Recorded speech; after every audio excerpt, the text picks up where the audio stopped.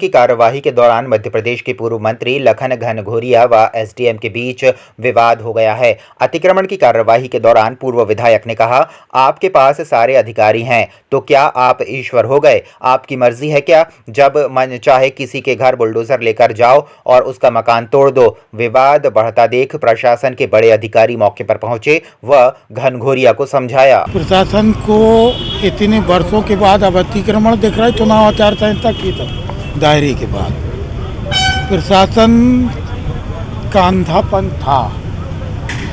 कल की घटना में जो आरोपी है उसके ऊपर कार्रवाई होना चाहिए थी, उनके साथ होना चाहिए थी, लेकिन जिसको कोई लेना देना नहीं, जिसका कोई सरोकार नहीं, जिसका 25-30 साल से आना जाना नहीं, सलाम दुआ तक की नहीं है, एक दूसरे के सुख दुख में भी आने जाने की नहीं है, उसका घर तोड़ दिया और कल्पित के घर को बोल रहा है कि वो किराए के मकान में रहता है। जो आरोपी है कार्रवाई उसको होना चाहिए ना। निर्दोष व्यक्ति पे जिसका कारोबार तक से कोई मतलब नहीं, उसके यहाँ आके कह रहे कि अवैध बना था, हमने नोटिस दिया था। नोटिस कब दिया था? 22 तारीख को। मतलब ये अंतर्यामी थे, इनको मालूम था 25 को विस्फोट होगा, 22 को नोटिस दे दो, फिर विस्फोट रोक क्यों नहीं लिया?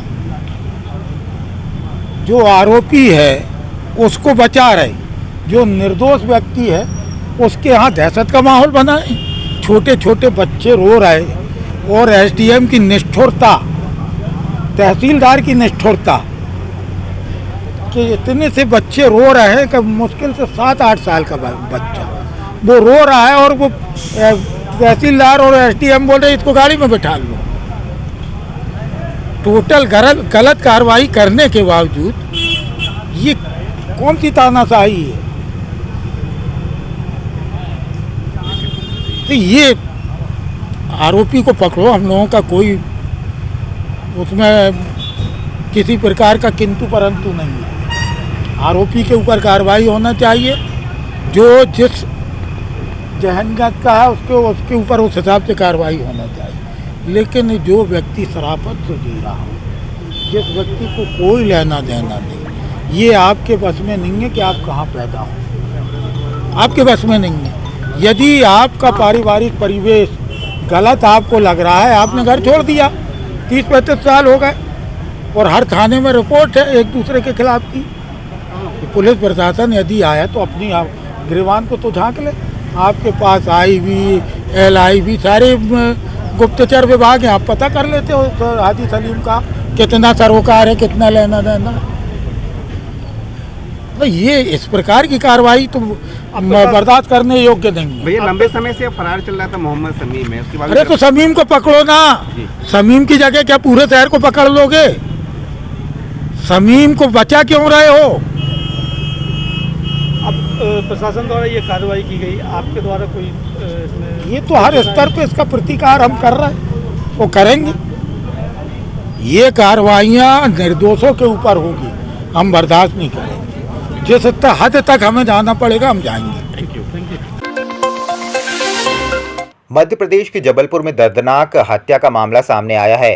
पत्नी की जिद से परेशान होकर पटवारी पति ने गला घोंटकर महिला को मौत के घाट उतार दिया। हत्या के बाद शव को बांध में फेंक आया। पुलिस ने हत्या का खुलासा किया है। पत्नी को मारने के बाद शव को ठिकाने लगाने का तरीका यूट्यूब पर सर्च किया। यूट्यूब पर देखने के बाद पटवारी ने शव को पत्थर से बांधकर घर से 5 किलोमीटर दूर बांध में फेंक दिया। इसके बाद थाने जाकर बोला पत्नी लापता हो गई है। पुलिस को सूचना देने के बाद आरोपी आराम से नौकरी करता रहा। जानकारी मिली कुंडा में किसी पत्नी ने अपनी बच्चा की हत्या कर दी, कैसा क्या? सरला मार्को नाम की एक महिला का गुम इल्जाम दर्ज हुआ था। इनके पति रंजीत मार्को पटवारी थे। जब इनसे सख्ती से पूछताछ की गई तो शादी में जाने की बात को लेकर इनका विवाद हुआ था और इसने गला घोंटकर उसकी हत्या कर और लाश को फेंक दिया था, जो बोरी में लाश जब्त कर ली गई है और रंजीत मार्को को गिरफ्तार कर लिया गया और आगे कार्रवाई की जा रही है।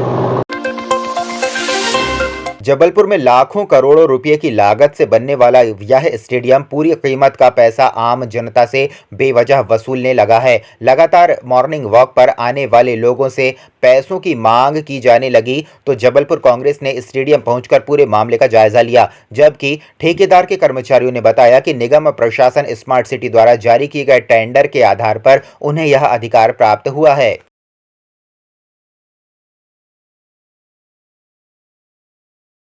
देखिए, नगर निगम और स्मार्ट सिटी प्रशासन साथ ही कांग्रेस से निर्वाचित महापौर के द्वारा इस जबलपुर शहर के जो खेल प्रेमी हैं, वॉकर हैं, उनके साथ अवैध वसूली की जा रही है। रविशंकर शुक्ल स्टेडियम, जिसको हम लोग लगभग 2 पीढ़ी से यहाँ पर देख रहे हैं, हमारे टैक्स से इसका नवीनीकरण हुआ, इसका जीर्णोद्धार हुआ, 15 तरीके के कर नगर निगम और स्मार्ट सिटी हमसे लेता है। आज यहाँ पर वॉकरों के लिए डिस्काउंट के बाद 354 रुपये की रसीद काटी जा रही है। एक तरफ माननीय महापौर जी बोलते थे कि मैं स्टेडियम परिवार का सदस्य हूँ, मेरे को स्टेडियम परिवारों ने निर्वाचित करा है, उनको कांग्रेस पार्टी ने निर्वाचित करा था। भाजपा में जाके हो सकता है वे अपने कर्तव्य भूल गए हो, मगर कांग्रेस पार्टी इस शहर की जनता की, प्रत्येक जनता की लड़ाई लड़ने के लिए संकल्पित है। ये आप देखें, 354 रुपये वॉकिंग, सिर्फ चलने के लिए आपको 354 रुपये देने, और वो सिर्फ 3 दिन तक। मई से ये 1100 रुपये हो जाना है। फर्ज करिए कोई गरीब आदमी को कोई बीमारी हो जाती है, डॉक्टर उसको सलाह देता है कि तुमको रोज़ चलना है, इतने कदम चलना है, सड़क पे चढ़ेगा दुर्घटना का शिकार होगा, इधर अगर चलेगा तो 1100 रुपये से उसकी जेब काट दी जाएगी।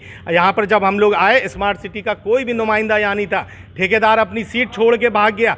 कम से कम 700 लोगों की यहाँ पर रसीद काट दी गई है, और जो बच्चे अंदर खेलने जा रहे हैं उनके माँ बाप को यहाँ पर बंधक बना के रखा है कि आप इस स्टेडियम के अंदर एक कदम भी नहीं रख सकते बिना आप रसीद कटाए हुए। जिस जन सुविधा की चीज़ जो हमारे पैसे से बनी है, उस जन सुविधा में जिस तरीके से पाबंदी लगाई जा रही है, उसका हम लोग विरोध कर रहे हैं। और आपके माध्यम से आगाह कर देना चाहते हैं इस शहर के महापौर को, इस शहर के नगर निगम प्रशासन को, इस शहर के स्मार्ट सिटी को, कि तत्काल अगर ये अवैध वसूली बंद नहीं होती है, कल से कांग्रेस का प्रत्येक कार्यकर्ता यहाँ पर बैठेगा और इस ठेकेदार को जबलपुर से भगाने का काम करेगा। जी देखिए, इसमें 54 रुपये GST ली जा रही है, और सबसे बड़ा जो अपराध ये ठेका कंपनी कर रही है कि बिना GST नंबर लिए आप 700 लोगों से आपने GST वसूल ली। और उसके बाद सबसे बड़ी चीज़, निगम प्रशासन, स्मार्ट सिटी प्रशासन, ये सब इस दलाली में मिले हुए हैं। होना ये चाहिए कि निगम प्रशासन को और स्मार्ट सिटी प्रशासन को इस ठेकेदार के खिलाफ FIR दर्ज करनी चाहिए, मगर 1000 रुपये से वॉकरों से मिल रहा है, तो ये 1000 रुपये पूरे नगर निगम में बट रहा है, स्मार्ट सिटी में बट रहा है, और वसूली के लिए ठेकेदार बैठा दिया गया है। इसलिए ये इस पर अपराध भी नहीं करा जाएगा, मगर कांग्रेस पार्टी हर चीज़ को संजीदगी से देख रही है। इस ठेकेदार कंपनी के ऊपर तत्काल जाके अभी हम लोग FIR दर्ज कराने जा रहे हैं। जबलपुर के मदन महल थाना अंतर्गत आने वाली लिंक रोड शराब दुकान में दोपहर के वक्त धारदार हथियारों के साथ घुसकर कुछ बदमाशों ने शराब दुकान के लड़के पर जानलेवा हमला कर दिया। शराब दुकान के अंदर जाकर न केवल मारपीट की, बल्कि शराब दुकान के गल्ले में रखे हुए पैसे एवं शराब की पेटियां भी उठा ली हैं। शिकायत दर्ज होने पर पुलिस CCTV कैमरे की फुटेज खंगालते हुए आरोपियों की तलाश कर रही है। ऐसा सूचना आई थी कि लिंक रोड शराब दुकान में कुछ असामाजिक तत्व आए हैं, लड़ाई झगड़ा कर रहे हैं, जिस संबंध में पुलिस मौके पर गई थी।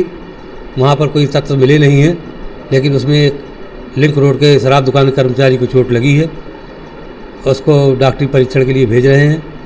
CCTV फुटेज मौके पर लगे हुए हैं, उसकी जांच करके वैधानिक कार्रवाई की जाएगी। विवाद की वजह क्या सामने आई है अभी तक? अब विवाद तो कोई वजह सामने आई, बता रहे हैं कि वहाँ एक सांप निकला था, उसी सांप को पकड़ने पे से विवाद हुआ है। कुछ पैसे और शराब की दुकान से शराब की बोतलें भी ले जाने की भी बात भी सामने आई। अब इसकी CCTV फुटेज से जांच करके पूरा स्पष्ट हो पाएगा। आपका शुभ नाम होता है? केसरी नंदन राय, उप निरीक्षक।